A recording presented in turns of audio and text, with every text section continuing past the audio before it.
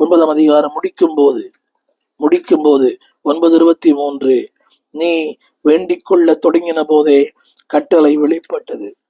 2 வார்த்தை சொல்ல விரும்புகிறேன். 2 வார்த்தை. 9:21 நான் ஜெபம் பண்ணி கொண்டிருக்கும் போதே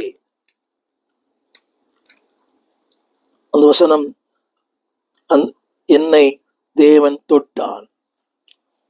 அதுக்கு நான் கொடுக்கிற விளக்கம் என்னவென்றால், you will see the glory of God. ஜெபம் பண்ணி கொண்டிருக்கும் போதே. 3வது 23 நீ எனக்கு பிரியமானவன். 4வது கட்டளை வெளிப்பட்டது. அன்பானவர்களே, கர்த்தருடைய வார்த்தையை கவனித்து கேட்டேன். என்னை கேட்டுக்கொண்டிருக்கிற பிள்ளையே, God will glorify. கடைசியாக the power of the prayer, ஜெபத்தின் வல்லமை. தானியேல் புஸ்தகம் 9ஆம் அதிகாரம் 21ஆம் வசனம். ஆரம்பத்தில் சொன்னேன், ஜெபம் பண்ணி கொண்டிருக்கும் போதே வேகமாய் பறந்து வந்து. எத்தனை அருமையான வார்த்தை! வேகமாய் பறந்து வந்து. ஜெபித்து சோர்ந்து போயிருக்கிற அன்பு பிள்ளையே, வேகமாய் பறந்து வந்து ஒரு வார்த்தை, என்னை தொட்டான். 9:21. அடுத்து 22 எனக்கு தெளிவு உண்டாக்கி என்னோடு பேசி, தானியேலே உனக்கு அறிவு உணர்த்தும்படி நான் வந்திருக்கிறேன். 23 நீ மிகவும் பிரியமானவன்.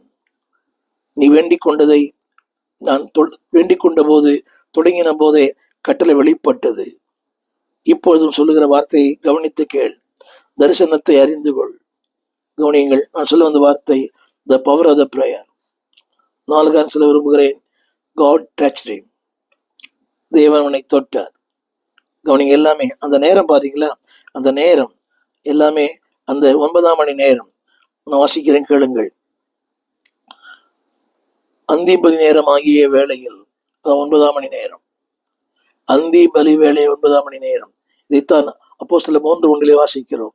9ஆம் மணி வேளையில் யோவானும் பேதுருவும், அதே போல அப்போஸ்தலர் 10ஆம் அதிகாரம் 3ஆம் வசனம், 9ஆம் மணி வேளையிலே கொர்நேலியு ஜெபிக்க தொடங்கினான். தேவன் ஜெபத்தை கேட்டார். இந்த நாளிலே ஆண்டவர் இயேசு கூட 9ஆம் மணி வேளையில் அவர் ஜெபிக்க தொடங்கினார்.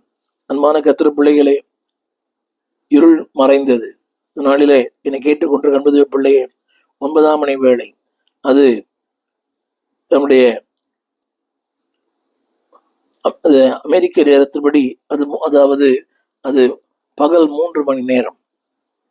பகலிலே 3 PM in the afternoon.